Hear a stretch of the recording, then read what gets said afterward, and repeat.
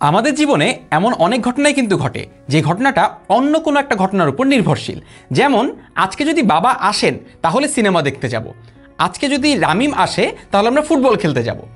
Conditional sentence এমন বাক্যগুলোকে বলা হয় যে বাক্যগুলোতে একটি বাক্যাংশ অন্য একটি বাক্যাংশের হওয়া বা না হওয়ার উপর নির্ভর করে। যেমন I will go to the party if you come with me, অর্থাৎ তুমি যদি আমার সাথে আসো তাহলে আমি পার্টিটিতে যাব।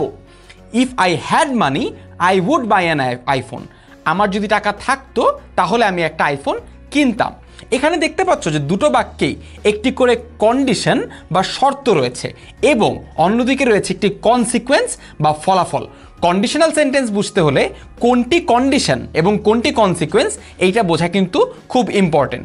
যেমন প্রথম বাক্যটি খেয়াল করো, I will go to the party if you come with me. এইখানটাতে শর্ত হচ্ছে if you come with me, কারণ যদি তুমি আসো তাহলে আমি পার্টিতে যাব। অর্থাৎ এই যে if you come with me এইটা হচ্ছে এই ঘটনাটি ঘটবার শর্ত, আর এই ঘটনাটি যদি একবার ঘটে যায় তাহলে ফলাফলে কি হবে, I will go to the party.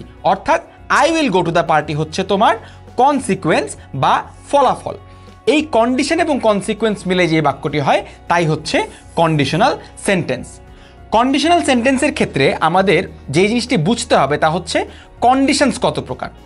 Conditions মূলত দুই ধরনের হয়, একটি হচ্ছে রিয়েল কন্ডিশন আর একটি হচ্ছে আনরিয়েল কন্ডিশন। অর্থাৎ এমন শর্ত যেটি আদৌ বাস্তবিক, যেই ঘটনাটি আদৌ ঘটা সম্ভব। আর আনরিয়েল কন্ডিশন হচ্ছে অবাস্তব কল্পনা বা এমন কোনো ঘটনা যে ঘটনাটি আদৌ ঘটবে না।